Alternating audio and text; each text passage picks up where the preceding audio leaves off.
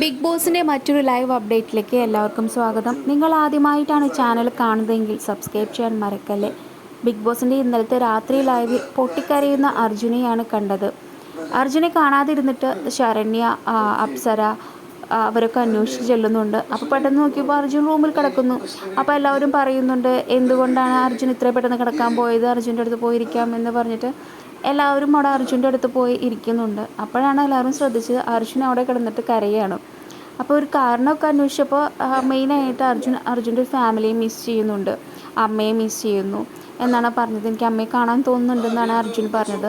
Actually ആ വിഷമമുണ്ട്. കൂടാതെ തന്നെ ഇന്നലത്തെ ആ ഒരു പെർഫോമൻസ് അർജുൻ്റെ ടീം നല്ല രീതിയിൽ തന്നെയാണ് പെർഫോം ചെയ്തത്.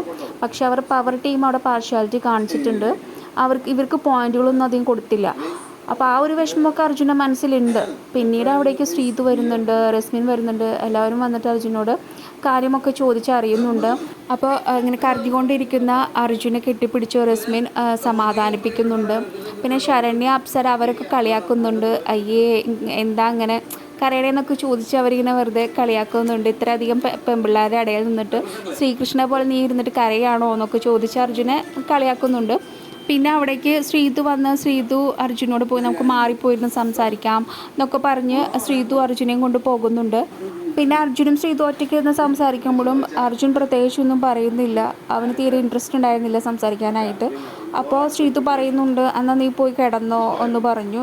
സംസാരിക്കാൻ ഇൻട്രസ്റ്റ് ഇല്ലെങ്കിൽ പൊക്കോ എന്ന് പറഞ്ഞു. അപ്പോൾ അർജുൻ പറഞ്ഞു, എനിക്ക് ഉറക്കം വരുന്നുണ്ട് എന്ന് പറഞ്ഞ് അവിടെ നിന്ന് പോവുകയായിരുന്നു. കൂടുതൽ അപ്ഡേറ്റ്സിനായി ചാനൽ സബ്സ്ക്രൈബ് ചെയ്യാൻ മറക്കല്ലേ. നിങ്ങളുടെ അഭിപ്രായം കമൻറ്റായി രേഖപ്പെടുത്തൂ.